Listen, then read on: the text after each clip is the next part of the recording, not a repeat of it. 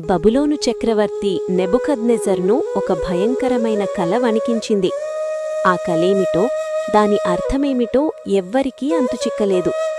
జ్ఞానులు, జ్యోతిష్కులు విఫలమైన వేళ మరణశిక్ష ముంగిట ఉన్న తన ప్రాణాల కోసం, తన ప్రజల కోసం దానియేలు దేవుని సన్నిధిలో ప్రార్థించాడు.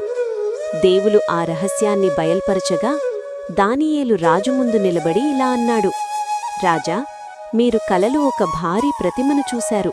దాని తల బంగారం, రొమ్ము వెండి, ఉదరం ఇత్తడి. ఆ ప్రతిమ లోకరాజ్యాలకు చిహ్నం. కాని మనుష్యుల చేతితో కాకుండా పర్వతం నుండి విడివడిన ఒక రాయి ఆ ప్రతిమ పాదాలను కొట్టి దానిని ధూళిగా మార్చేసింది. ఆ రాయే దేవుని రాజ్యం. అది ఈ లోకరాజ్యాలన్నిటినీ అంతంచేసి నిరంతరమూ నిలిచే నిత్యరాజ్యంగా మారుతుంది. దానియేలు జ్ఞానానికి రాజు